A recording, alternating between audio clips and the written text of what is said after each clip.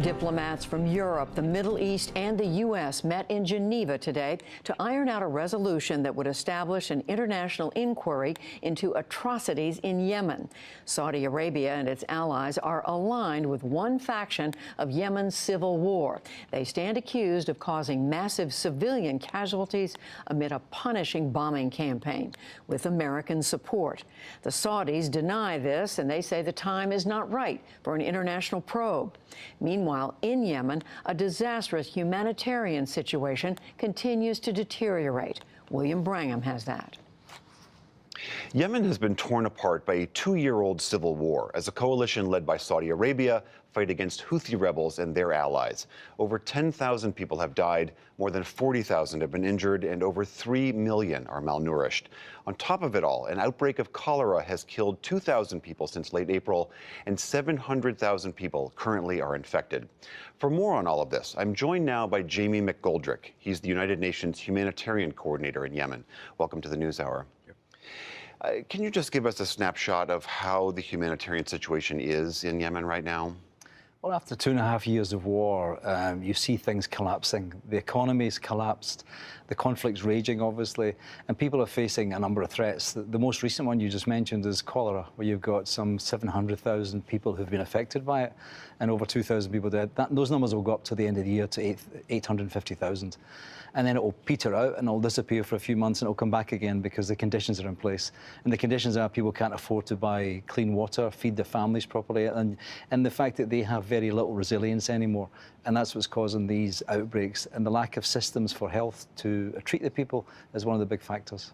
So is it an infrastructure? Is it water? Is it food? I mean, what is driving cholera in particular? Well, it's a combination of that. I mean, the water sanitation systems have collapsed. They've been struck by airstrikes or they've been bombed, and they no longer function. There's cross-contamination between water supply and, the other parts of it, sewage. And at the same time, people who, after 2 years of war, are very weak nutritionally, very weak health-wise. And so it takes up very quickly as a disease and then affects people very quickly, as we saw. You mentioned this issue of food. I understand that shipments of food and other aid have been hard to get into the country. Is there enough food to feed people who need the food now? Well, there are two things. I mean, food is getting into the country, but not in the numbers that we need because the ports like Hodeidah are being restricted in terms of movements, and bringing food around other parts of the country is quite a challenge. But the other big issue is that people can't afford to buy food. I mean, people's purchasing power is diminished, but 80% of the population are actually less well off than they were 2 years ago.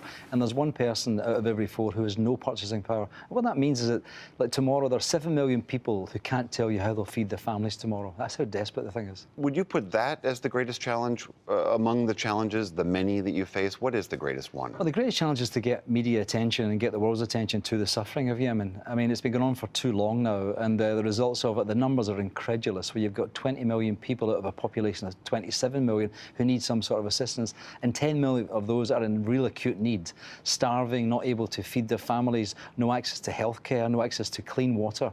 And it's just a recipe for further and more desperate, catastrophic humanitarian situation. I mean, obviously, it's got to be very difficult, too, with active fighting going on to try to deliver humanitarian aid. Are the combatants getting in the way of you doing your job? Well, they do in any conflict. I mean, they are there to restrict access and movement, and we find that from all sides who don't understand what their obligations are, which are that we're supposed to have unfettered access to populations in need. But we're often instrumentalized by the parties, and they use us as part of the war effort. And that happens with imports, it happens with moving people around, it happens with getting visas even. And so they try to control how we work.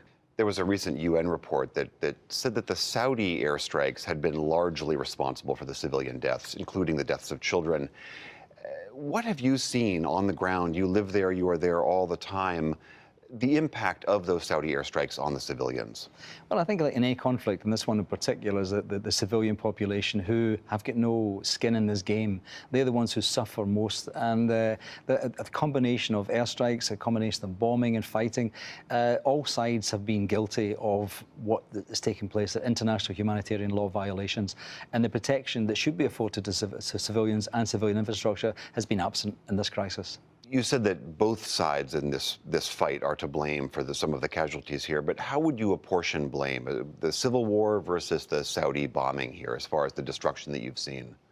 Well, the physical destruction has mostly been done by the coalition because they've got the aircraft. There's a lot of other destruction taking place because of bombing and shelling and local fighting that takes place as well.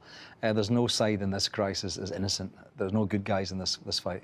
The only people who are in this fight who are suffering are the average citizen of Yemen, who really doesn't have any control over how this turns out. Have you appealed yourself to the Saudis to say, please be a little more discreet in your bombing campaigns. Try to ease up on the civilian population. We every time there's an incident, every time we have a problem, we ask all the parties to the conflict to recognize that under the Geneva Conventions, international humanitarian law, they have responsibilities, and the responsibilities are to protect civilians and avoid the sort of damage that takes place to structure and to people's lives.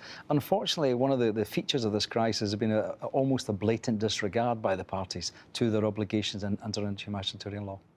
I mean, as you well know, the Saudis have also been very resistant to any investigation into their actions in Yemen. How is this conflict ever going to come to an end? How are you ever going to really be able to help the people fully there if one of the main belligerents seems to have no constraint on its actions? Well, I think there are two things. The investigation should happen whenever there's an incident of any kind, regardless of who is alleged to have taken it. And right now, we would call for any investigation into any action on any side that takes place.